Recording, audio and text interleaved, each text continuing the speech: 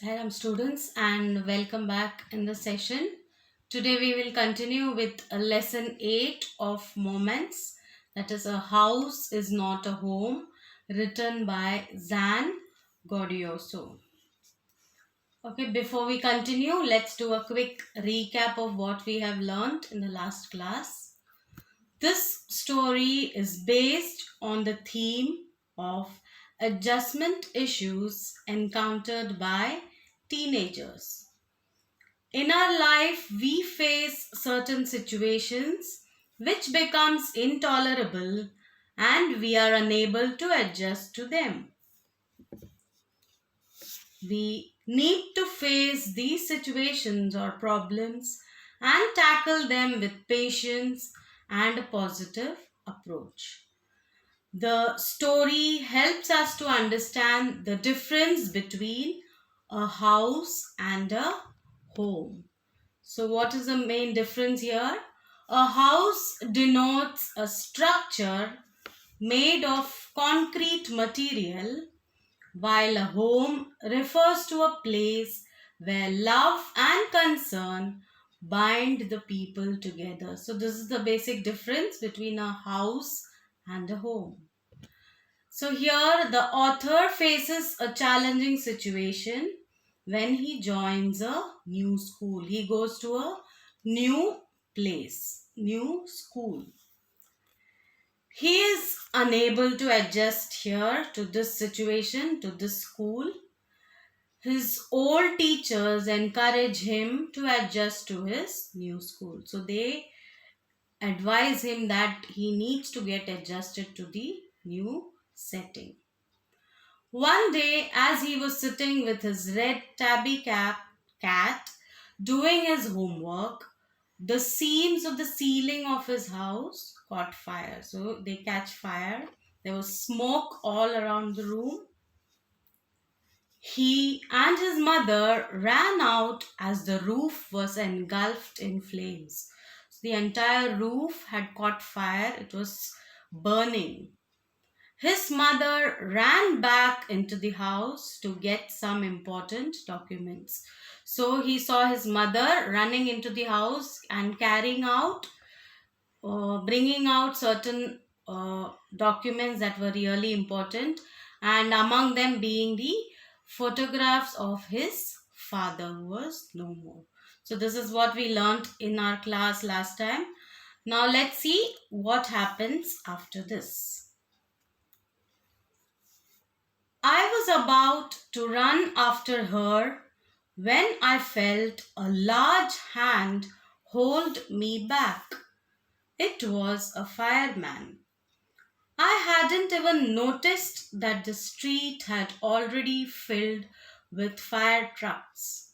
I was trying to free myself from his grasp, yelling, "You don't understand, my mother's in there." So she was running in to bring out all the important and precious things from the house inside, and the author here was trying to go and catch her. He was trying to enter the house, but suddenly he felt somebody was holding him back. It was the fireman. He did not even notice that the entire street was filled with these trucks, the fire trucks, which were called, and he was just yelling, saying that my mother is in there. So he wanted to go and bring her out. He held on to me while other firefighters ran into the house. He knew that I wasn't acting very logically and that if he were to let go, I would run. He was right. So he was holding the author really tight, not allowing him to enter, because it was a situation where he would not be acting logically. So he was trying to save him or protect him from the fire, and also not allowing him to enter the house. But however, the other firefighters ran inside the house to extinguish the fire. "It's all right, they'll get her," he said. He wrapped a blanket around me and sat me down in our car. Soon after that, a fireman emerged from our house with my mom in tow. So he also convinced the author, saying that the fireman convinced the author, saying that they would bring his mother out. And they wrapped him in a blanket and made him sit in the car. Finally, a fireman brought his mother out from the house, which was on fire. He quickly took her over to the truck and put an oxygen mask on her. I ran over and hugged her.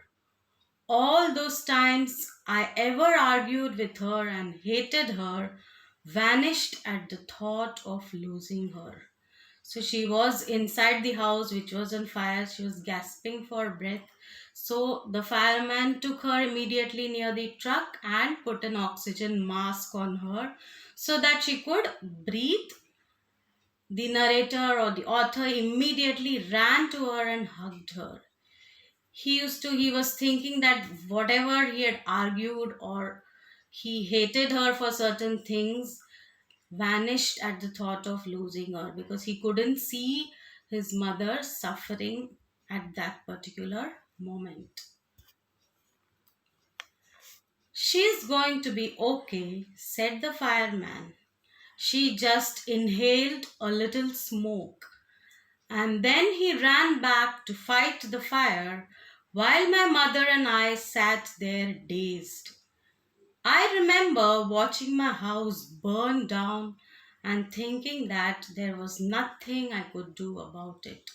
So he consoled the author, saying that his mother would be fine as she had inhaled a little smoke. That was the reason she was gasping for breath, but she would be fine very soon. They ran back into the house to extinguish the fire, fight the fire. Whereas here, his mother and he sat down looking at the burning house, thinking what they should be doing now. And at that point, they were not able to understand what would happen next. 5 hours later, the fire was finally out. Our house was almost completely burnt down. But then it struck me. I hadn't seen my cat. Where was my cat? Much to my horror, I realized that she was nowhere to be found. So it took almost 5 hours for the fire to be burned down. In the sense, it was to extinguish that fire in the house, it took almost 5 hours. And the house was completely burnt down. But suddenly, the author remembered about his pet cat.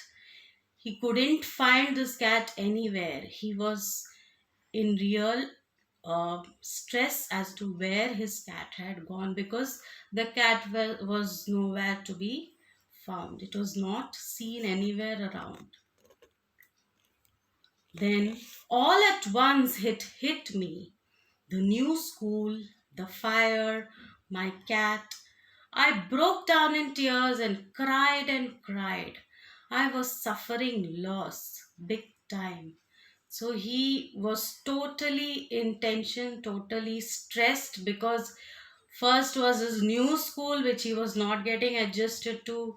Then the fire that broke out in the house, and then he had his cat was missing from the house. So he was really shattered. He was in tears and was crying continuously that there was so much of loss all of a sudden in his life. So he was not able to adjust to this situation.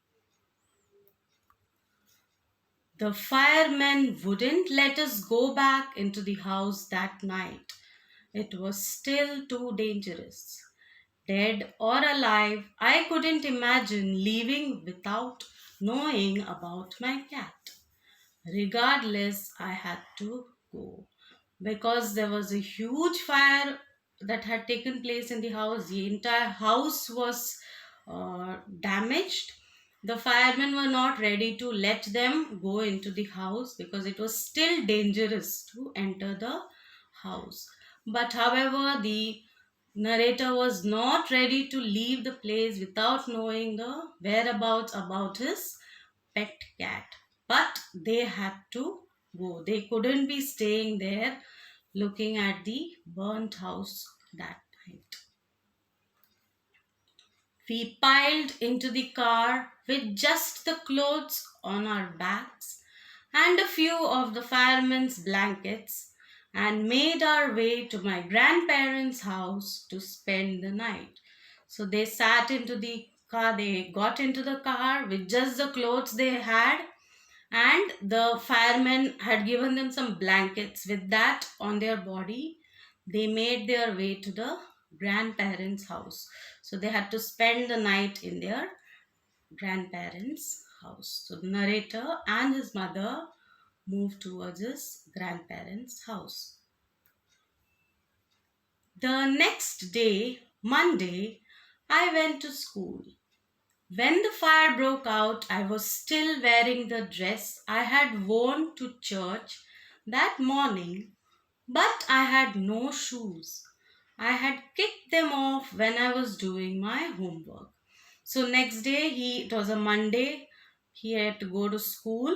So when the fire broke out, it was a Sunday, he was wearing a dress that he had worn to the church because they go to the church for the prayers that morning, but had no shoes. So he went to school in the morning on Monday with the same clothes that he had worn to the church, but had no shoes, as he had taken them off when he was doing the homework the previous day. So you see, students, he was in the same dress but had no shoes on.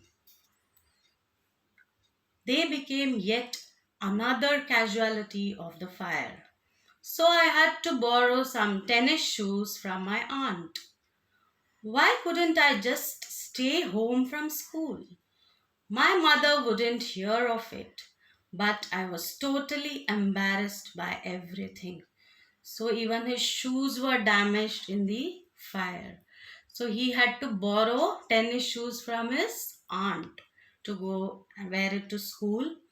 So he was just thinking that he would stay at home instead of going to the school with these shoes on and those clothes, because he was embarrassed about everything. He was totally disturbed that he wouldn't want to go to school in this particular condition. The clothes I was wearing looked weird. I had no books or homework, and my backpack was gone. I had my life in that backpack. The more I tried to fit in, the worse it got. Was I destined to be an outcast and a geek all my life?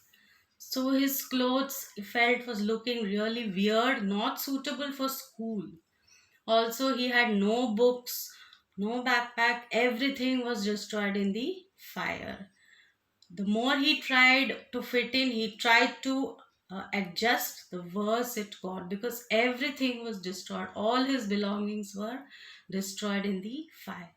So he also felt that was I destined to be an outcast, that is, a person who doesn't fit into that particular community. People would not look at me with respect. So he was really shattered. He was really in stress and tension. That's what it felt like. I didn't want to grow up, change, or have to handle life if it was going to be this way. I just wanted to curl up and die. So he was so depressed and felt so bad and in stress that he felt that he wouldn't want to grow up at all, because if life was going to be this way where he has to face so many difficulties and challenges, he would not want to grow up at all. He also felt that he wanted to just curl up and die, just end his life, because he was unable to face these circumstances. I walked around school like a zombie. Everything felt surreal, and I wasn't sure what was going to happen. All the security I had known from my old school, my friends, my house, and my cat had all been ripped away. He was walking like a zombie, means like a dullard, a person who has no ambition, no goals. He was just walking like a zombie, and he felt everything was surreal, means not real at all. Everything was not going his way, and he was not even sure like what is going to happen ahead. He was so confused. He felt that he had no one, no security, because he had lost everything, that is his old school, his friends, his house, his pet cat, everything had been taken away. Everything was lost from his life. He was totally insecure. When I walked through what used to be my house after school that day, I was shocked to see how much damage there was. Whatever hadn't burned was destroyed by the water and chemicals that had used to put out the fire. So, as he was walking back from his school, he saw his burnt house. He saw that everything was damaged there. He was really shocked to see his burnt house. He saw everything was burnt, everything was damaged, and that was left out was destroyed by the chemicals and the water that was used by the firemen to extinguish the fire. So everything was lost. He was in a real shock. The only material things not destroyed were the photo albums, documents, and some other personal items that my mother had managed to heroically rescue. But my cat was gone and my heart ached for her. So only things that did were not destroyed that was left were the photo albums, some documents, some personal items which his mother heroically got into the house and brought them out. He rescued it, but he felt very sad that he couldn't find his cat because his heart ached. He was missing his pet cat a lot. So he had lost most of the things in life, but there were certain valuable things which were also with him because his mother had managed to get them out from the house. Now you can see, students, here how much of trouble, how much of stress he is facing because of these kind of situations, these untoward situations. Now what happens next? How does he adjust to his to this particular condition? How he manages? We will continue it in the next class. Go through the lesson once again.